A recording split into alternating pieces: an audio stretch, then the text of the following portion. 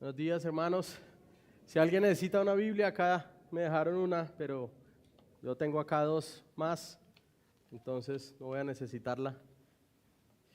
Y necesito desocupar por acá. Bueno, hermanos, buen día a todos. ¿Cómo vamos? ¿Cómo vamos los que estamos? ¿Bien? Déjenme acá, me acomodo. Bueno, hermanos, hoy vamos a terminar la serie que comenzamos hace unos meses acerca de Primera de Timoteo. Y voy a estar predicando Primera de Timoteo, capítulo 6, la parte final, que es versículo 11 al versículo 21. Amén. Hemos estado dando este recorrido por la carta a Timoteo, hemos sido grandemente edificados. Y creo que hoy particularmente, pues también lo seremos, si el Señor así lo permite, y ruego que Él me ayude a ser fiel en mi predicación. Dice la palabra del Señor: pero tú, oh hombre de Dios, huye de estas cosas y sigue la justicia, la piedad, la fe, el amor, la perseverancia y la amabilidad. Pelea la buena batalla de la fe. Echa mano de la vida eterna, a la cual fuiste llamado y de la que hiciste buena profesión en presencia de muchos testigos. Te mando delante de Dios, que da vida a todas las cosas, y de Cristo Jesús, que dio testimonio de la buena profesión delante de Poncio Pilatos, que guardes el mandamiento sin mancha ni reproche hasta la manifestación de nuestro Señor Jesucristo, la cual manifestará a su debido tiempo. El bienaventurado y único soberano, el Rey de reyes y Señor de señores, el único que tiene inmortalidad y habita en luz inaccesible, a quien ningún hombre ha visto ni puede ver, a Él sea la honra y el dominio. Amén. A los ricos de este mundo enséñales que no sean altaneros, ni pongan su esperanza en la incertidumbre de las riquezas, sino en Dios, el cual nos da abundantemente todas las cosas para que las disfrutemos. Enséñales que hagan bien, que sean ricos en buenas obras, generosos y prontos para compartir, acumulando para sí el tesoro de un buen fundamento para el futuro, para que puedan echar mano de lo que en verdad es vida. Timoteo, guarda lo que se te ha encomendado y evita las palabrerías vacías y profanas y las objeciones de lo que falsamente se llama ciencia, la cual profesándola algunos se han desviado de la fe. La gracia sea con ustedes. Amén. Hace unos años, cuando estaba por graduarme del colegio, por allá en el año 2000, una de las cosas que más teníamos como algo de incertidumbre o algo que nos generaba temor, no solo era el examen de estado, no solo eran las pruebas del ICFES, sino también todo lo que estaba alrededor del servicio militar, ¿no?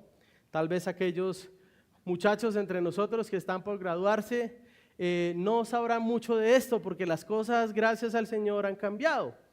Todos hacían lo que fuera necesario para escapar del servicio militar. En esa época nuestro país estaba en gran guerra con las guerrillas, y en esa época pues se combatían a esos grupos ilegales, ¿no? Entonces, ir a prestar el servicio militar, sobre todo en algunas zonas del país, era casi una sentencia de muerte.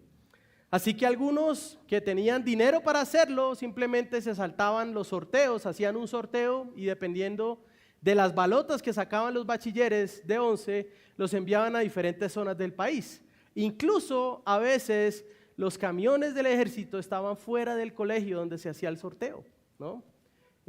Impresionante, ¿no? Así que si usted sacaba la balota roja, tal vez iba al Meta o al Bichada, ¿no? Y tal vez a veces se iba de manera inmediata, pero los muchachos que tenían dinero o cuyos padres tenían dinero, estaban allí para pagar lo que fuera necesario. Otros que eran tal vez más entregados a una vida de mentira, estaban dispuestos a conseguir certificados médicos que dijeran que ellos tenían algún defecto físico para escapar de ese terrible destino. Otros entonces que no teníamos dinero, simplemente nos aferrábamos a la posibilidad del sorteo y a poder sacar la balota blanca que nos eximiera sin pagar dinero de prestar el servicio militar. O tal vez pensábamos o queríamos sacar una balota que fuera lo suficientemente clara como para ir a un lugar del país donde no hubiera mucha guerra. ¿Por qué? ¿Cuál era la razón? Hermanos, nadie quiere ir a una guerra. O poniéndolo más de cerca, nadie quiere ir a una pelea, nadie quiere estar en una pelea, aunque tal vez a algunos hombres les gusta verlas. Hermanos, el Evangelio es una batalla, y es una batalla de la cual nosotros no podemos escapar. Es una batalla para guardar nuestra fe. Es una batalla para vivir a la luz de esa fe. Pablo ha estado hablando a Timoteo sobre qué es la iglesia, cómo gobernar la iglesia, cómo cuidar la iglesia, cómo enfrentarse a los problemas que enfrenta una iglesia, que por decirlo también es una iglesia que está en guerra con un mundo que aborrece al Señor. Así que Pablo instruye sobre la defensa de la verdad, advierte sobre lo peligroso que son los falsos maestros, por lo cual se hace necesario reconocer como pastores y diáconos a hombres que manifiesten vidas que son transformadas por el Evangelio y que conozcan el Evangelio. Así que Pablo da a Timoteo también instrucciones de cómo pelear esa batalla, manteniendo el cuidado de los vulnerables como las viudas y cuidando también de aquellos que bendicen las almas del pueblo, tanto guardándolos de acusaciones falsas como disciplinándoles cuando estos hombres pecan de manera que puedan ser restaurados. Pablo entonces instruye a Timoteo para que enseñe en Éfeso cómo luce el Evangelio también en medio de la esclavitud y cómo debemos ver correctamente las posesiones materiales. Así que ahora en estos últimos versículos reitera la necesidad de que Timoteo, su hijo en la fe, pueda guardar esos mandatos.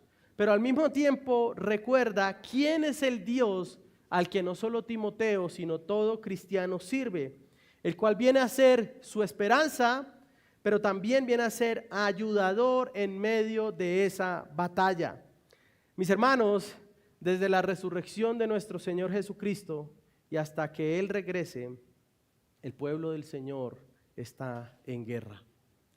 Y está en guerra para guardar la fe. Y la noticia en esto, hermanos, si usted está acá, es que nuestro servicio es obligatorio. Y no solo es obligatorio, sino que no es un servicio temporal. Es un servicio que prestaremos hasta que Él regrese. Sin embargo, en medio de este servicio al que se nos llama, nosotros no vamos a ciegas, sino que se nos da instrucciones precisas e incluso se nos provee no solo de un batallón, sino de una familia para ayudarnos en esa guerra, mientras peleamos con la mirada fija en el glorioso Dios.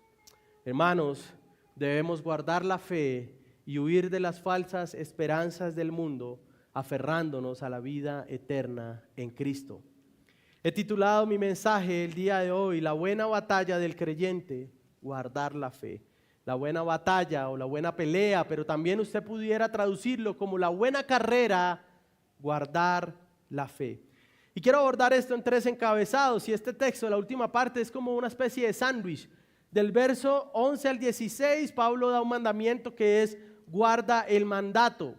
En la última parte, en los últimos 2 versos, nuevamente Pablo le dice a Timoteo, guarda el mandato, y en la mitad nosotros vemos un mandato también a colocar la esperanza solamente en Dios, aferrándose a la vida verdadera. En primer lugar, entonces, versículos 11 al 16, guarda el mandato aferrándote o haciéndote o echando mano, como dice la palabra, de la vida eterna. Nuevamente, pero tú, oh hombre de Dios, huye de estas cosas y sigue la justicia, la piedad, la fe, el amor, la perseverancia y la amabilidad. Pelea la buena ¿qué? Batalla de la fe. Echa mano de la vida eterna, de la cual fuiste llamado y de la que hiciste buena profesión en presencia de muchos testigos. Te mando delante de Dios, que da vida a todas las cosas, y de Cristo Jesús, que dio testimonio de la buena profesión delante de Poncio Pilato, que guardes el mandamiento sin mancha y sin reproche hasta la manifestación de nuestro Señor Jesucristo, la cual manifestará a su debido tiempo el bienaventurado y único soberano, el Rey de Reyes, el Señor de Señores, el único que tiene inmortalidad y habita en luz inaccesible, a quien ningún hombre ha visto ni puede ver. A Él sea la honra y el dominio. Amén. Guarda el mandato aferrándote a la vida eterna. Luego de mostrar a Timoteo lo nefasto que son los falsos maestros y sus enseñanzas, y de mostrar cuál es el camino de dolor que atraviesan los hombres que aman el dinero, el apóstol Pablo da una doble instrucción a Timoteo como parte de lo que él llama pelear la buena batalla de la fe. Es decir, ¿en qué consiste pelear la buena batalla de la fe? Consiste en dos cosas: huir y seguir. De eso se trata la buena batalla de la fe: escapar, pero también perseguir. ¿De qué escapamos? ¿De qué debe huir Timoteo? Pablo le dice que debe huir de todo aquello que atenta contra la fe, contra las sanas palabras del Señor, y debe huir de aquello que lleve su corazón a amar algo por encima de Cristo. Él le dice: huye de estas cosas. ¿Cuáles cosas? Las que él ha hablado: la falsa doctrina, huir de la enseñanza de los falsos maestros, pero también huir del ejemplo de esos falsos maestros. Hermanos, nosotros estamos llamados a escapar de todo lo que nos separa de Dios. Parte de esta guerra en la que estamos es saber en qué ocasiones hay que huir, ¿no?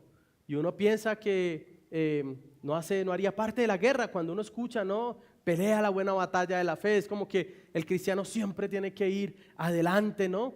Pero hay ocasiones, hermanos, donde nosotros realmente peleamos huyendo, peleamos escapando. ¿De qué escapamos?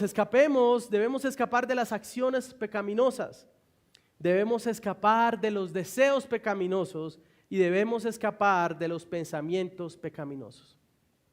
Hay ocasiones, hermanos, y situaciones que nos pueden meter en pecados graves de los que tal vez nunca volvamos.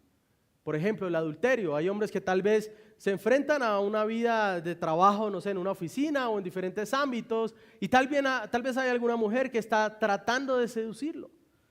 No está llamado este hombre que es cristiano a decir: voy a pelear la buena batalla de la fe. Es más, soy capaz de almorzar con ella todos los días y resistir.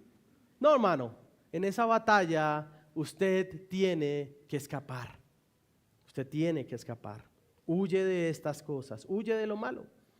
Y quiero ilustrar esto de la siguiente manera. Hace unos días en Bogotá, como hace rato no sentíamos, tuvimos un temblor de tierra. Y no soy profeta ni hijo de profeta, pero creo que todos ustedes, sobre todo los que viven en edificios altos, salieron con rapidez, ¿verdad? ¿Por qué? ¿Por qué salieron con rapidez? Si no fue en el primero, fue en el segundo, y si no fue de pronto, entonces en el de la noche. ¿Por qué salieron con rapidez? Porque tal vez usted pensó, al igual que yo pensé, que si usted se quedaba por más tiempo allí y si la tierra seguía moviéndose, usted iba a estar en peligro. Usted no se paró y dijo: yo creo que este temblor es solamente de 6 grados y los edificios empiezan a caer entre 7,5 y 8, entonces yo voy a resistir, ¿no? Ninguno de ustedes hizo esto, todos escaparon. La pregunta es, hermanos, ¿por qué no corremos de igual manera de las cosas que nos apartan del Señor? ¿Por qué nos paramos? ¿Buscamos espacios, entre comillas, como si fueran esos triángulos de vida, triángulos seguros? No hay tal triángulo seguro cuando estamos siendo sacudidos por la tentación o por el ataque del diablo. ¿Por qué no corremos de igual manera de las cosas que nos apartan del Señor? ¿Por qué queremos esperar a acercarnos más al fuego para ver si es verdad que quema? ¿Por qué hacemos ese tipo de cosas? Pero no solo Timoteo debe huir de estas cosas malas, sino que también debe seguir lo bueno. Es decir, la carrera y la pelea de la fe es huir, pero también es perseguir, seguir lo bueno. Hermano, la vida cristiana es aquella en la que luchamos para huir de lo malo, pero al mismo tiempo debemos esforzarnos para seguir lo que agrada al Señor. Y Pablo le da una lista a Timoteo de 6 cosas que ponen parejas a las que él debe seguir. Timoteo debe seguir la justicia y la piedad. Es decir, él debe buscar todo aquello que refleje el carácter justo de Dios y todo aquello que lo lleve a ser más santo. Listo, vamos a tener un estudio de varones. Bueno, yo quiero seguir lo bueno, entonces voy a esforzarme para ir. Entonces, si eso implica no verme la serie que me gusta el sábado, lo voy a hacer, porque quiero seguir lo bueno que el Señor me pone en el camino para ser más como Él. Timoteo debe seguir la fe y el amor. Todo aquello que muestre amor cristiano es algo que debo seguir. Timoteo debe seguir la perseverancia y la amabilidad. Hermanos, todo esto, escapar y seguir, no es otra cosa sino parte de una gran batalla, de la buena batalla de la fe. Hermanos, estamos ante una batalla de la cual no podemos ni deberíamos querer escapar. Si usted quiere escapar de la batalla de la fe, la única manera que hay para esto es no abrazar la fe. Y hoy es día para que usted sepa, y si usted es nuevo acá y si usted nunca ha venido a esta iglesia o es la primera vez que lo hace, yo quiero decirle que la vida cristiana no es fácil. Habrán dificultades, habrá persecución, habrá gente que lo aborrezca por el solo hecho de que usted diga que es cristiano. Pero usted puede ahorrarse eso si decide no abrazar la fe. El asunto es que si usted decide hacer esto, aunque aparentemente vaya a tener paz para con los hombres, usted se encontraría en un estado de guerra contra Dios. Y déjeme decirle, hermano, nadie puede ganar esa guerra. Pero la buena noticia, hermanos, es que así como Timoteo no es enviado a una guerra sin armas, nosotros tampoco. Pablo le recuerda de dónde puede echar mano o asirse, de dónde debe aferrarse para pelear esta batalla. Hermano, Timoteo y todo cristiano debe echar mano o aferrarse de la vida eterna a la cual ha sido llamado. Es esa vida eterna que afirmamos tener cuando hacemos profesión de nuestra fe. Ahora, ¿cómo podemos definir un poco más amplio lo que es la vida eterna? Jesús lo definió, Juan capítulo 17, versículo 3. Y esta es la vida eterna, que te conozcan a ti, Señor, y a Jesucristo, a quien tú has enviado. Que te conozcan a ti, el único Dios verdadero, y a Jesucristo, a quien has enviado. Así que la vida eterna es tanto una vida futura, de una eternidad con Cristo, pero también es una vida presente de deleitarse y conocer quién es el Señor. Es una posesión que tendremos, pero al mismo tiempo es una posesión que ya tenemos. Y la pregunta hoy, si usted está acá, ¿es usted poseedor de esa vida eterna? ¿Cómo lo sabe? ¿Es usted poseedor de conocer a Dios, de estar con Él, de disfrutarlo? ¿Conoce usted al Dios verdadero? No, pastor, no, pues yo creo que he sido un buen hombre. Yo voy a ser cristiano, pero sin ser exagerado. Voy a ser cristiano, pero no voy a ser, como dicen, intenso. O hay otra palabra. Oye, ¿lo han escuchado o lo han dicho? Hermano, no hay otra forma de vivir para el Señor sino darle toda vida al Señor. No hay manera de que usted diga, voy a ser cristiano, pero solo hasta acá. Solo los fines de semana que no sean puentes, Señor. Cuenta conmigo allí. De resto, toda una gama de lugares de diversión me espera. No. Ahora, no es que sea pecaminoso descansar o tomar vacaciones, pero aún en esos días de descanso no hay nada como adorar con el pueblo de Dios que está a lo largo de las naciones o de las ciudades. Pablo le recuerda a Timoteo que él fue llamado a esta vida eterna, echa mano de la vida eterna a la cual fuiste ¿qué? Llamado, y de la cual también hiciste una buena profesión delante de muchos testigos. Hermanos, ninguno de nosotros, si usted es miembro de esta iglesia, si usted pertenece al Señor, ninguno de nosotros creyó por sí mismo. Ninguno de nosotros un día se levantó y después de tomarse el tinto dijo, yo creo que voy a ser cristiano desde hoy. Yo creo que voy a conocer al Señor, yo creo que voy a darle mi vida a Cristo. No, todos fuimos llamados por el Señor. ¿De qué forma? Por medio de la predicación del Evangelio. Ya sea enfrente de un púlpito que predique sanamente, o ya sea en un parque o donde sea que usted haya estado, donde en la oficina o en algún lugar donde le hayan predicado el evangelio, todos fuimos llamados a esa fe. Pero ¿cuál fue el resultado de atender el llamado? Nosotros respondimos con arrepentimiento y fe en el Señor Jesucristo. Hermano, no hay otra manera de ser salvo. No hay otra manera de vida eterna. Esto no es como escapar del servicio militar de los hombres, donde con un poco de dinero puedo hacerlo. No hay manera de obtener vida eterna sino solo creyendo en Jesús. Ahora, Timoteo lo que hizo es profesar su fe, y cuando Pablo habla de esto, está recordando no solo de cuando Timoteo se declaró cristiano en su bautismo frente a muchos testigos, sino también de cuando Timoteo fue llamado y ordenado como pastor. Algunas personas vienen a la iglesia y dicen, no, pero ¿por qué tener una membresía? Esa gente es extraña, porque la iglesia es universal. Está en todos lados, sí, hermano, la iglesia es universal y hay creyentes en todo lugar. Pero la iglesia universal es manifestada por medio de iglesias locales. Y las iglesias locales asimismo deben identificar y saber quiénes son ellos y quiénes no. El bautismo entonces es una profesión pública que dice, yo pertenezco al Señor, me identifico con su muerte, pero también tengo esperanza en su resurrección. Y entonces somos bautizados y somos añadidos a un cuerpo de creyentes. No hay tal cosa como pelear una guerra en solitario.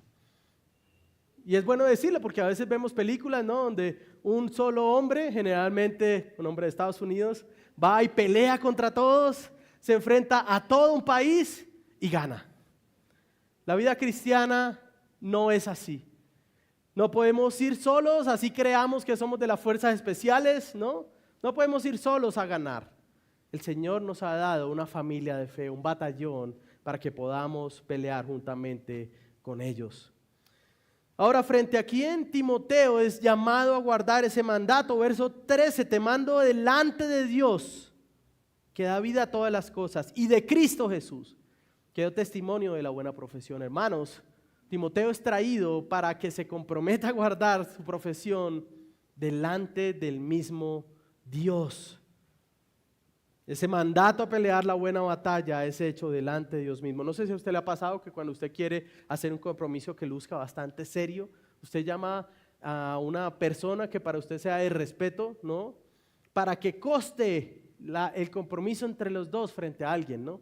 Por eso cuando usted se va a casar, generalmente usted busca también hablar con los padres de la que va a ser su esposa, porque usted quiere hacer que ese compromiso sea algo serio, sea algo sólido, sea algo que no va a cambiar con el tiempo. Pablo le está hablando a Timoteo de un compromiso que es mucho mayor que el matrimonio, y es perseverar en la fe, y esto lo hace trayéndolo delante de Dios mismo y delante de Jesucristo. Ahora, ¿cuál es el testimonio? Él habla también, dice, te mando delante de Dios que da vida a todas las cosas, y de Cristo Jesús, que dio testimonio de la buena profesión delante de Poncio Pilato. Es interesante, Pablo le dice a Timoteo, mira, yo te traigo delante de Dios y de Cristo para que tú te comprometas a dar profesión. ¿Por qué? Porque Cristo mismo dio profesión delante de Poncio Pilatos. Ahora, ¿cuál fue esa profesión de Cristo? Es interesante y quiero que vayamos allí, verso 33 de Juan capítulo 18, cuando vemos a Jesús delante de Poncio Pilatos, Cristo allí, delante del hombre que representaba el imperio más poderoso del mundo, que lo tenía bajo su poder y que podía destruirlo solamente diciendo una palabra. El Señor Jesús le dice lo siguiente, Juan 18, 33. Pilato volvió a entrar en el pretorio y llamó a Jesús y le preguntó, ¿eres tú el rey de los judíos? Jesús le respondió, ¿esto lo dices por tu propia cuenta o porque otros lo han dicho de mí? Pilato contestó, ¿acaso soy yo judío? Tu nación y los principales sacerdotes te entregaron a mí. ¿Qué has hecho? ¿No? Pilato le dice, ¿cómo así que tú eres rey? Y Jesús le responde, tú no llegaste a esa conclusión solo. ¿Quién te lo dijo? ¿Te lo dijeron otros hombres? Pilato entonces, ofuscado, le dice, yo no soy judío. Tu nación te entregó a mí. ¿Qué hiciste? Jesús le responde: mi reino no es de este mundo. Si mi reino fuera de este mundo, mis servidores pelearían para que yo no fuera entregado a los judíos. Pero ahora mi reino no es de aquí. Oh, así que ¿eres tu rey?, le respondió Pilatos. Y Jesús dijo: tú dices que soy rey, respondió Jesús. Y para esto yo he nacido. Y para esto he venido al mundo, para dar testimonio de la verdad. Todo lo que es de la verdad escucha mi voz. Y Pilato preguntó: ¿qué es la verdad? Cristo, el hijo de un carpintero, frente al hombre que representaba el imperio más poderoso de la tierra, diciéndole: sí, tú dices que yo soy rey, claro, yo nací para esto. Yo fui engendrado eternamente para esto. Es más, me hice hombre para venir a ser rey. Sin embargo, mi reino no es como el tuyo. Si mi reino fuera igual que el tuyo, yo llamaría a mis sirvientes y ellos me liberarían, pero parte de mi reinado y parte de mi labor es ser rey en una manera que pueda librar a los hombres de lo que ningún reino terrenal puede librarlos, y es el pecado y la muerte. Hermanos, Roma nunca pudo salvar a ninguno de los suyos de la muerte, a ninguno de sus emperadores, ni a César, ni a Festo, ni a ninguno de ellos Roma pudo salvar de morir. Pero Cristo es un rey diferente. El testimonio de Cristo frente a Poncio Pilatos no era otro sino decir: yo soy rey, y yo soy un rey mejor de lo que tú pudieras ser, más poderoso. Que guardes el mandamiento, verso 14, sin mancha ni reproche. Ahora, el mandamiento que debe guardar Timoteo, ¿cuál es? Todo lo que encontramos en la carta. Las sanas palabras sobre Cristo. El evangelio mismo es todo el mandamiento que debe guardar Timoteo. Ahora, ¿qué doctrinas hace parte de eso? ¿Qué es lo que el cristiano debe sostener? Hermano, primero que todo debemos sostener que solo hay un Dios. Debemos sostener y defender la verdad de que Él nos dejó una palabra que es infalible, que es inerrante, que es suficiente, las Sagradas Escrituras. Debemos sostener que la Biblia es la palabra de Dios. Debemos sostener que Jesucristo es Dios plenamente y hombre plenamente. Debemos sostener que todo hombre nace en pecado y necesita ser rescatado. Debemos sostener la verdad de que Dios es santo. Debemos sostener la verdad de que el sacrificio de Jesucristo fue eficaz. Debemos sostener la verdad de que Jesucristo se levantó de los muertos. Debemos sostener la verdad de que Dios salva soberanamente a quien Él quiere. Hermanos, debemos guardar el contenido de nuestra fe, la sana doctrina, sin mancha, sin reproche, tanto en lo que enseñamos, pero también en lo que hacemos o en la manera como vivimos. Y es importante esto, hermanos. Usted no puede separar su doctrina de su vida. Y algunas personas quisieran que se pudiera hacer. Y si eso fuera así, todos los profesores de seminario serían maravillosos creyentes. Pero algunos ni siquiera se congregan. Y es la verdad. O algunos ni siquiera están sujetos a una iglesia. La doctrina y la vida no pueden separarse. De hecho, la doctrina alumbra la manera como usted vive y entonces le indica el camino por el cual seguir. No es posible separar la doctrina de nuestras vidas. Por eso Pablo ha descrito cómo luce la vida de los falsos maestros. Y por eso Pablo describe cómo debe ser la vida de los que van a ser pastores o diáconos. Ahora, ¿hasta cuándo? Este servicio para Timoteo, sostener la fe. Bueno, ¿hasta cuándo? ¿Hasta cuándo voy a tener que hacerlo? ¿Cuándo me puedo jubilar de ser cristiano? ¿Cuándo me puedo retirar de ser pastor? Hermano, hasta que el Señor venga. Eso es lo que le dice Pablo a Timoteo. Nuevamente, te mando delante de Dios que da vida a todas las cosas y de Cristo Jesús que dio testimonio de la buena profesión delante de Poncio Pilatos, que guardes el mandamiento sin mancha, sin reproche, hasta la manifestación de nuestro Señor Jesucristo. Mis hermanos, Cristo volverá. Y mientras Él vuelva como Rey de Reyes y Señor de Señores, el mandato para nosotros es que demos testimonio sobre quién es Él. Un testimonio sin reproche.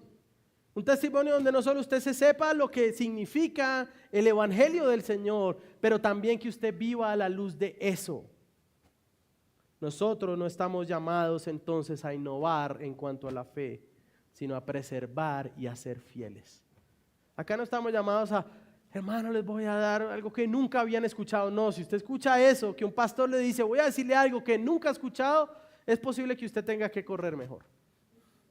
Porque al final lo que estamos buscando los pastores es ser fieles a lo que el Señor nos dejó.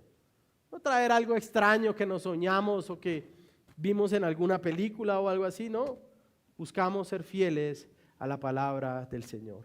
Ahora, en medio de estas cosas maravillosas que Pablo habla, como suele pasar en sus cartas, Pablo se desvía.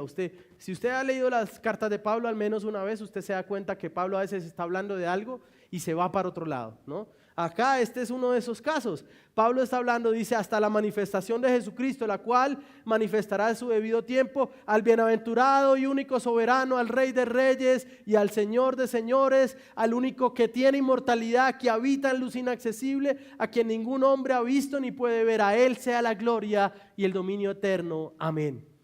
Pablo escribe y de un momento a otro empieza a pensar en las excelencias del Cristo, en las excelencias de Dios, y comienza a escribir de esas cosas y después se acuerda que tiene que seguir en su idea y entonces ora y cierra su alabanza y dice amén para regresar otra vez. Él se desvía en doxología o en adoración. Ahora, ¿cuál es el contenido? Algunos dicen que este era uno de los himnos que cantaban los cristianos en el siglo I y II cuando iban a ser bautizados. Algunos dicen que este también era parte de la liturgia cristiana. ¿Qué contiene esa adoración? ¿Quién es el Dios que es la fuente del mandamiento que recibe Timoteo, ante el cual debe pelear la buena batalla? Él es el Dios creador de todas las cosas. Él es el bienaventurado y el único soberano Rey. Él es el Rey de Reyes y Él es el Señor de Señores. Hermano, Cristo está por encima de todos los reyes humanos. Cristo está por encima de todos los hombres poderosos de este mundo. Cristo está por encima de Elon Musk o de Mark Zuckerberg o del que usted se quiera imaginar. Está por encima de Putin y del presidente de cualquier nación. Incluso está por encima de su jefe en el trabajo. Cristo es el Rey de Reyes y es el Señor de Señores. Es el único que tiene inmortalidad. Hermano, acá ninguno de nosotros tiene tal inmortalidad. Todos probaremos la muerte a no ser de que el Señor venga antes. Es el único que habita en luz inaccesible. Es aquel a quien ningún hombre ha visto ni puede ver. Sí, en un sentido vimos la manifestación de Dios por medio de Cristo. Pero en un sentido, cuando Él volverá en una manera que ningún ojo ha visto así al Señor, ni siquiera sus discípulos. Es a este Dios y a este Cristo a quienes debemos honrar y reconocer como dueños del dominio eterno. Hermanos, estamos llamados a guardar la fe y esto incluye que seamos esforzados en la batalla que debemos librar para hacerlo. Pero en medio de la batalla y lo difícil que pueda ser, nuestra fortaleza misma y la motivación no es otra sino Dios mismo. Él es el Rey de Reyes. Y si Él es el Rey de Reyes, entonces nuestra batalla está segura. Es por eso que en medio de nuestra batalla de fe, cuando es difícil, que generalmente es difícil la batalla de la fe, tenemos que mirar al Señor Jesucristo. Tenemos que recordar quién es Él. Hermano, si usted ha sido afligido en su vida de fe, y seguro ha pasado, y si no ha pasado, va a pasar. Si usted es cristiano, va a ser afligido en su vida de fe. Y cuando eso pase, usted tiene que saber o tiene que recordar quién es el Rey. Juan Calvino decía, por lo tanto, siempre que nuestro corazón vacile, recordemos de inmediato mirar hacia la muerte de Cristo en busca de fortaleza. Qué cobardía sería abandonar a tal líder que va delante de nosotros para mostrarnos el camino. Hermanos, debemos guardar la fe y huir de las falsas esperanzas del mundo y aferrarnos a la vida eterna del Señor. Pero parte de esa batalla de fe, que es un reto, es mantener la esperanza solamente en Dios y batallar con la tentación de poner nuestra esperanza donde el resto de hombres la ponen. Y quiero seguir a mi segundo punto, verso 17. A los ricos de en este mundo, enséñales que no sean altaneros, ni pongan su esperanza en la incertidumbre de la riqueza, sino en Dios, el cual nos da abundantemente todas las cosas para que las disfrutemos. Enséñales que hagan bien, que sean ricos en buenas obras, generosos y prontos a compartir, acumulando para sí el tesoro de un buen fundamento para el futuro, para que puedan echar mano de lo que en verdad es vida. Pablo ha estado hablando a los cristianos que tienen menos. ¿Por qué? Porque los cristianos pobres estaban siendo atentados a perseguir riqueza de una manera que estaban demostrando que el corazón de ellos estaba en la riqueza, es decir, que ellos amaban el dinero. Pero ahora se dirige a aquellos creyentes que han recibido más posesiones en esta tierra. Y Pablo los llama los ricos en este mundo. Y si usted gana más de $1 al día, usted está por encima como del 40% del mundo. Y si usted gana más de 3 salarios mínimos en este país, usted tal vez está por encima del 70% de las personas en el mundo. Es decir, que tal vez usted sí esté dentro de los ricos de este mundo. Y hay un gran reto. Si usted tiene más de lo que la mayoría de personas tiene, usted se encuentra en una batalla particular. Hermanos que han recibido más de lo que tiene la mayoría. Hay un aspecto que es particular y que compartimos tanto los ricos como los pobres, y es luchar contra la tentación de amar al dinero. Ahora, Pablo ha instruido a Timoteo para que hable a los pobres, pero ahora habla a aquellos que él llama ricos en este mundo. Ahora, lo primero que debe decirse es que ser rico como tal no es algo malo, no es algo pecaminoso. Mis hermanos, el evangelio no se trata de una lucha de clases. El cristiano pobre contra el cristiano rico, y por qué este tiene más y por qué el otro tiene menos. No, es más, el cristianismo reconoce que algunos tenemos menos que otros, que algunos tendrán más, y el cristianismo no se opone a eso.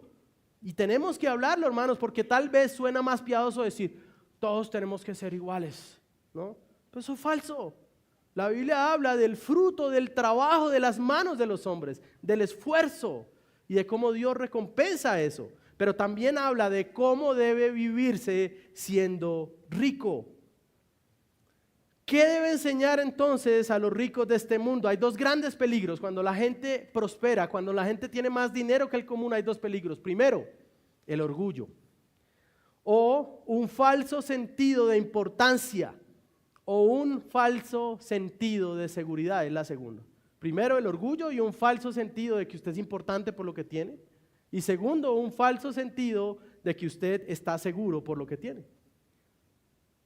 Pablo manda a Timoteo a que advierta a estos hombres sobre esos peligros. En primer lugar, entonces, el orgullo o el carácter, o no ser altanero, o no creer que es más importante de lo que es, ¿no? Y esto es un peligro grave, ¿no? Es un peligro grave. Los hombres que tienen más a veces quieren mostrar que tienen más. Y quieren que todos sepan que tienen más. Bueno, el asunto también es que hay pobres que quieren mostrar que tienen mucho cuando realmente no lo tienen. Y entonces caen en tentación, en el lazo del diablo y en muchos dolores, ¿no? Hermanos, es posible tener mucho y que la gente no se dé cuenta. Es más, eso está bien. Es más, la Biblia llama a que tengamos vidas sencillas aun cuando tengamos mucho. Interesante, ¿no? Uy, pastor, pero ¿cómo así? Tengo que mostrar que yo soy un hijo del rey. No, hermano, muéstrelo en piedad, muéstrelo en sencillez, muéstrelo hablando con la verdad, muéstrelo tratando a todas las personas de la misma manera, muéstrelo siendo un buen jefe, muéstrelo amando a su esposa, muéstrelo siendo fiel, muéstrelo orando en su casa con sus hijos y con su familia. Segundo lugar, que no pongan su esperanza en la incertidumbre de las riquezas, hermano. Tal vez esa palabra incertidumbre antes de riqueza a la mayoría de gente le molesta, ¿no? Porque tal vez las personas quieren decir, no, pastor, pero si yo tengo esto es porque tengo seguridad. Pero Pablo le dice a Timoteo, las riquezas son inciertas, porque no sabes cuánto van a durar, y algunas, aunque puedan parecer muy valiosas, al final no lo valen. Toda riqueza es incierta. Aun cuando tengamos mucho, los gobiernos de este mundo pueden colapsar y nuestra riqueza en un punto puede dejar de serlo. Un familiar cercano y muy amado, cerca al año 99, tenía una pensión aproximada de $5,000. 15 años después, su pensión había bajado a 30 o 40. Un hombre rico con una pensión asegurada y vino a hacer nada. 4 casas que ahora no podía vender, que se estaban cayendo y que nadie ahora le daba ni siquiera $100 por eso. Y es lo que muchos de ustedes tal vez persiguen. Pero tal vez al final, como dice la Biblia, acumular tesoros acá donde la polilla de orín los pueden comer es algo que al final no da seguridad. ¿Qué hacemos, pastor? Entonces dejamos de trabajar en ninguna manera. ¿Dejamos entonces de esforzarnos, de crecer en nuestro campo de trabajo? No. Pero sea rico conforme a estas cosas. Mis hermanos, las únicas riquezas que van a sobrevivir cuando este mundo se acabe son aquellas que están invertidas por el pueblo de Dios en dar de manera generosa. Dios nos reconcilia con Él a través de su gracia gratuita y eso debe llevarnos a responder. Dice Philip Ryken, el único lugar seguro para poner nuestra confianza en Dios mismo. Toda la prosperidad viene de Él. El pan diario viene de Él, no del cheque que recibimos. Los pagos de una matrícula vienen de Él, no de un fondo de becas. La seguridad para la vejez proviene de Él, no de una cuenta de jubilación. Así que el único lugar para poner nuestra confianza es en Dios, en quien tenemos todo lo que necesitamos. Así que la pregunta para usted, si tiene un poco más de lo que tiene el común de las personas, es: ¿reconoce usted que eso que tiene, aunque sea abundante, proviene de la mano del Señor? O tal vez usted todavía cree que se trata de usted. Debemos recordar que es Dios quien ha dado aquellas riquezas y su propósito, ¿cuál es? Dicen, no sean altaneros ni pongan su esperanza en la incertidumbre de la riqueza, sino en Dios, el cual que da abundantemente todas las cosas para que las disfrutemos. ¿Está mal entonces disfrutar cuando tengo un poco más? No, de ninguna manera. Sin embargo, hay una manera de disfrutar que es superior a los deleites del mundo, y eso es la generosidad. Deben ser ricos en buenas obras, generosos, prontos para compartir, ¿no? Tertuliano hablaba de esto, de los cristianos del primer siglo. Y él decía, los cristianos son los únicos que están alimentando a los pobres, los paganos no alimentan a sus pobres. Los cristianos entonces alimentan a sus pobres, pero también alimentan a los pobres de los paganos. Los cristianos recogen a los niños que quieren dejar abandonados para matar, para que mueran. Los cristianos cuidan a los leprosos. Y Tertuliano se jactaba de decir que los cristianos gastaban más dinero alimentando a las personas de la calle de lo que gastaban los paganos en sus templos lujosos. Interesante, ¿no? La generosidad, hermanos, como un estilo de vida. Y nadie quiere tener ese estilo de vida. Pero al mismo tiempo, cuando alguno de los ricos de este mundo da $20 millones para el África, entonces, ¡wow! ¡Qué bueno es! Ojalá yo pudiera hacer lo mismo. No, hermano, si con los 100 que usted tiene no es capaz de darle uno al necesitado, teniendo millones, tampoco lo hará. La generosidad debería ser nuestro estilo de vida. Ahora, ¿por qué ser generosos? Pastor, para que nos vean, de pronto entonces si somos generosos, tomamos alguna foto, de pronto entonces, y eso es lo que hacen algunos que llaman mal influencers, ¿no? Entonces salen a la calle a darle a la gente 50,000 pesos, 100,000 para tener un montón de likes y más seguidores, para que al mismo tiempo les den más plata y sean más ricos y entonces después sean ostentosos. Hermano, la manera de combatir la avaricia es ser generoso de una manera extravagante. Sea generoso en una manera extravagante. Ahora, ¿por qué ser generosos? Porque Dios mismo es nuestro ejemplo de generosidad. Su pueblo debe ser generoso, no solo en imitándolo a Él, sino también por las colosales necesidades del mundo que nos rodea. Mis hermanos, estamos en un mundo con necesidad.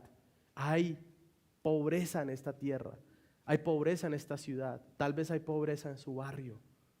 No podemos ser indiferentes. Si tenemos más, debemos usar lo que tenemos en una manera sabia.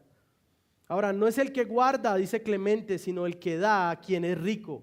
Y es el dar y no la posesión lo que hace feliz al hombre. Ahora, el resultado de esa vida como cristianos que acumulan es acumular un tesoro donde hay un buen fundamento para el futuro. Las buenas obras, ser ricos en buenas obras, es acumular riqueza, una riqueza que no puede ser robada ni agotada, y es ser rico para con Dios. De esa manera podrán echar mano o disfrutar de lo que en verdad es vida. El rico, el hombre rico, es el que sabe realmente qué es vivir. Hay alguna frase que a mí no me gusta mucho, pero que escuchamos, ¿no? Cuando alguien tiene un pequeño acercamiento a una vida de lujo, ¿qué dice? Tal vez usted lo ha dicho, ¿no? Por alguna razón usted tuvo acceso a un buen lugar. Esta es la vida que me merezco. Esto es de verdad vida. Hermano, el cristiano sabe de verdad qué es la vida. Conocer a Dios, amarlo, seguirlo, estar en la lista de los que estaremos con Él para siempre. Nosotros sabemos qué es la verdadera vida y no tiene nada que ver con las cosas que se pueden gastar. El Evangelio muestra que las riquezas no pueden dar verdadera y eterna vida, sino solamente el Señor Jesucristo. Hermano, la moneda de cambio en el cielo no es el peso o el dólar. Es quién somos nosotros delante del Señor. No porque por eso somos salvos por Cristo. Pero lo que hacemos con la vida que Dios nos dio y con las cosas que el Señor nos da, es al final lo que cuenta delante de Él. ¿Qué sucedería si hoy por alguna extraña razón a usted le dan un CDT, le regalan un CDT de $1,000 millones?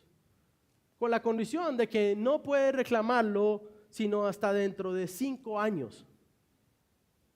Y le dan el CDT del Banco de Bogotá, $1,000 millones, asegurado, legal, todo. Usted va al banco, sí, es para usted, pero lo puede gastar en 5 años. Tal vez muchos de ustedes, bueno, de otras personas fuera de esta iglesia, correrían a comprar posesiones con la garantía de que en 5 años van a tener $1,000 millones. Entonces se endeudarían, ¿no? Agotarían todo su cupo de crédito, comprarían un nuevo carro, empezarían a gastar en más cosas, comprarían nueva ropa. Pero sucede que 2 años después, un nuevo gobierno decide dolarizar el país. Y no solo eso, sino que el banco donde estaba su CDT ha quebrado y no tiene con qué responder a los acreedores. ¿Qué hará usted? Que había puesto su confianza y su seguridad en eso que pasaría adelante. Hermano, nosotros no tenemos un CDT hacia el futuro que se pueda gastar. Nosotros tenemos la seguridad de una vida con Cristo para siempre. Y es más, tenemos la seguridad de que tenemos esa vida con Él ahora. Ahora este sermón, hermanos, y esta parte, porque este es un punto, ya me falta el último, no se trata del dinero, sino se trata de dónde está su corazón. Este tipo de sermones, cuando llegamos a este tipo de palabras y usted predica expositivamente, no es para que la ofrenda crezca. Tal vez crecerá 1 semana, 2 semanas, lo que usted se llegue a acordar. Y después otra vez. Se trata de dónde está su corazón. Se trata de dónde está su confianza. Se trata de dónde está su esperanza. Se trata de cuál es el mayor tesoro que usted pueda tener. Dios es un Dios generoso. Pero la manera de mostrarlo no es en llenar nuestras cuentas bancarias, aunque cuando lo hace, también viene de Él y lo podemos disfrutar. Pero es generoso porque envió lo más valioso que ha existido, a su Hijo, el glorioso, el Rey de Reyes, el Hijo de Dios, para que hombres como usted y como yo, que no podemos darle nada a Dios, que no podemos devolverle nada a Él, podamos ser enriquecidos con su pobreza. Dice 2 Corintios, Él se hizo pobre, Cristo se hizo pobre, para que con su pobreza enriqueciera a muchos. Piense en esto, la pobreza, la miseria de Cristo, que es venir a esta tierra, salvó a miles de millones de creyentes que hemos existido a lo largo de la historia. Qué gran riqueza y tesoro es el Señor Jesucristo. Ahora, ¿cuál es el mayor tesoro que usted posee? ¿Qué es capaz de hacer para preservarlo? Hermano, nosotros tenemos un tesoro que nada ni nadie nos puede quitar. Debemos guardar la fe y huir de las falsas esperanzas del mundo, aferrándonos a la vida en Cristo. Pero ahora Pablo, recordemos, había como un sándwich, ¿no? Primero Pablo le dice, guarda el testimonio, pelea la buena batalla, y ahora nuevamente le dice, guarda el mandato, aferrándote a depender de la gracia. Pablo termina recordando a Timoteo que el mandato que él ha recibido tiene que guardarlo. Timoteo debe guardar lo que se le encomendó, debe luchar por la buena doctrina, debe gobernar la iglesia como columna y baluarte de la verdad, debe enfrentarse a los falsos maestros. Pero al final Pablo le recuerda algo. Timoteo, guarda lo que se te ha encomendado y evita palabrerías vacías y profanas y las objeciones de los que falsamente se llaman ciencia, la cual profesándola algunos se han desviado de la fe. Y esta maravillosa frase final: la gracia de Dios sea con ustedes. Al final el deseo de Pablo es que la gracia de Dios sea con Timoteo, pero también con toda la iglesia. Fíjese que la palabra que usa Pablo allí no es la gracia sea contigo, sino que Pablo dice la gracia sea con ustedes, es decir, con todos aquellos que están en Éfeso. Hermanos, perseverar en la fe, tener una iglesia bien gobernada que sea columna de la verdad, ver las riquezas de una manera cristiana, vivir para la gloria de Dios, son cosas que dependen de la gracia del Señor. Es por la gracia que somos salvados, es por la gracia que nos sostiene, que podemos pelear la buena batalla. Pero debemos recordar nuevamente que no somos dejados solos para esto. El Señor nos ha dado de su gracia en medio de su pueblo. Es por eso que Pablo lo habla al plural: la gracia sea con ustedes, con vosotros. Esta carta es para todo Éfeso, pero también es para todos nosotros. Ahora, ¿cómo ver la gracia que se nos da para la buena batalla? Recibimos gracia al tener la Biblia, al tener las Escrituras. Es gracia del Señor para la batalla. Recibimos la gracia al verla manifestada en la iglesia, en sus oficiales.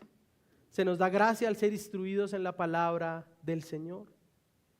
Y es que solo la gracia puede guardarnos, como dice John Stott. Así que la conclusión de la carta, así como el comienzo, 1 Timoteo 1:2, muestra que el apóstol desea para ellos una experiencia transformadora de la gracia de Dios. Hermanos, la gracia del Señor no nos va a dejar igual que como somos. La gracia del Señor nos va a transformar, porque nos da un corazón diferente. Nos va a transformar. La pregunta es: ¿confía usted en la gracia de Dios que lo alcanzó? ¿O aún confía en sus méritos en la vida cristiana? ¿Ve con agradecimiento la manera en que Dios muestra su gracia en medio de la vida de iglesia, por ejemplo? Y a veces cuando tenemos dificultades y rozas entre nosotros y peleas y contiendas, al final lo que estamos haciendo es despreciando un medio de gracia maravilloso que el Señor nos ha dado, y es algo de lo cual tenemos que arrepentirnos. Mis hermanos, estamos llamados a una batalla. No podemos escapar, no hay un sorteo para esto. Aunque hemos sido escogidos soberanamente, aunque nadie lo merecía, para poder pelear esa batalla. Recordando aquellos sorteos, habían algunos muchachos en mi colegio era el lugar donde se hacía ese sorteo en Cúcuta. El colegio era de estrato medio, tal vez alto. Así que para nosotros ir al ejército no era la mejor opción. Por lo tanto, cuando alguno de nuestros compañeros sacaba una balota naranja, amarilla o roja, el resto de nosotros nos lamentábamos casi al punto del llanto. Pero allá estaban otros muchachos que no tenían nada, que no tenían mucho, para los cuales ir al ejército, sin importar la zona, significaba tener 3 platos de comida, significaba tener un techo, significaba no estar en un hogar donde no tenían oportunidades o donde tal vez podían estar sufriendo de violencia en su casa. Así que para ellos sacar una de esas balotas era sinónimo de victoria. Mientras algunos llorábamos, otros celebraban. Nosotros somos como los segundos. Si somos escogidos para la buena batalla, podemos entender que vamos a recibir más de lo que tenemos. Podemos entender que recibimos una oportunidad en la cual, aunque podamos morir en la batalla, no es para ganar, para lo cual hemos sido llamados a la batalla. La victoria ya está asegurada. Nosotros no batallamos como cristianos para tener victoria, sino que batallamos desde la victoria. Batallamos parados en la victoria de Cristo, en la victoria de aquel que dejó la tumba vacía.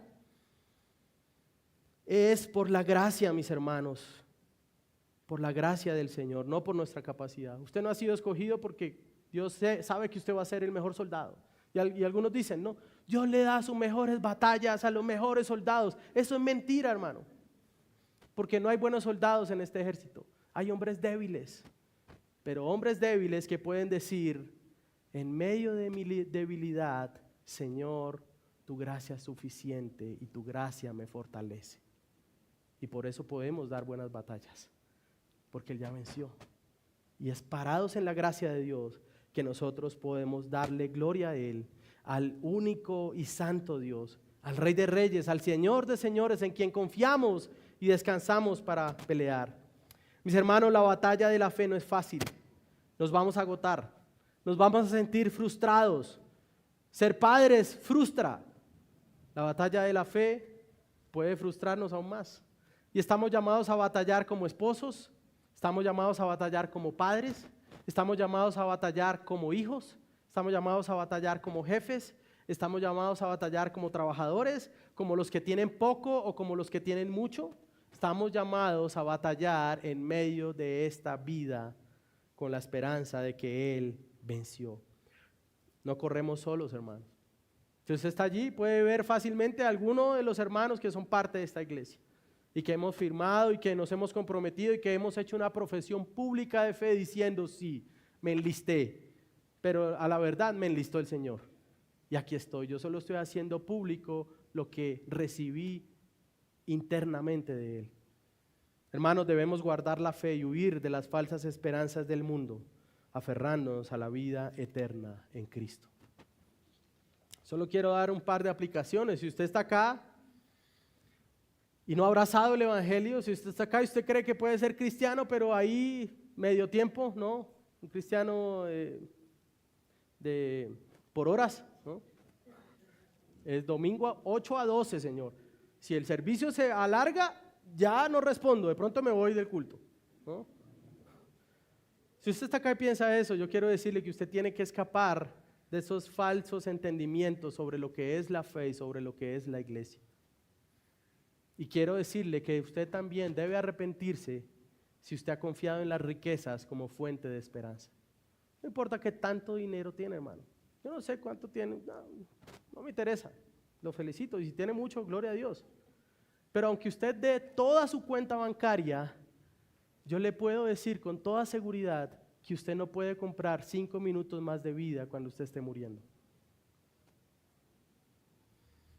El asunto es que tal vez usted cuando esté cerca, si no está en Cristo, podrá tener bastante amargura en su corazón, tristeza, incertidumbre y miedo, porque usted no sabe a dónde va. Pero nosotros podemos llegar al final y poder dar nuestro último suspiro y cerrar nuestros ojos sabiendo que cuando los abramos de nuevo podemos estar frente al Rey de Reyes y al Señor de Señores. Pero si usted es parte de esta iglesia, yo también quiero decirle que debemos reconocer y depender de la gracia del Señor. Debemos pelear la buena batalla de la fe echando mano de la vida eterna, hermano. Hemos recibido el mayor tesoro, no lo menosprecie. No sea un visitante a pesar de ser miembro, sea parte del ejército, viva como parte de esta familia. Quiero también decirle a los que son parte de esta familia, a los que ya se enlistaron, las que ya los enlistaron, que si usted ha recibido más de lo que ha recibido el resto y no ha vivido de la manera que el Señor nos manda, usted tiene que entonces pedirle perdón al Señor. O si usted lo ha administrado mal. Debemos evitar palabrerías vanas y todo aquello que nos haga desviarnos de la fe. Peleemos la batalla, hermanos. Eso implica a veces huir, pero también perseguir. Hagamos lo bueno delante del Señor y escapemos de todo lo que nos pueda apartar de Él. Gloria sea solo al Señor Jesucristo. Gracias, Señor, porque tú nos has llamado a esta maravillosa batalla, Señor. Gracias, Padre, porque no lo merecemos. Ninguno de nosotros es llamado por buen soldado, Señor. Es más, muchos de nosotros somos los más débiles, Señor. somos los más frágiles, no tenemos nada que dar, Señor, pero por tu gracia, tú nos has traído a ser parte de este pueblo. Por tu gracia nos has traído a ser parte de tu iglesia. Por tu gracia nos has traído a abrazar a Cristo, Señor.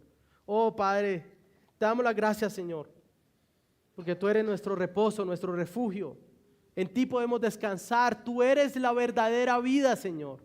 La vida eterna es conocerte a ti, el único Dios verdadero, y a Cristo, al que has enviado, al Rey de Reyes, al Señor de Señores, al único inmortal, de luz inaccesible, al cual nadie ha visto ni podrá ver, Señor.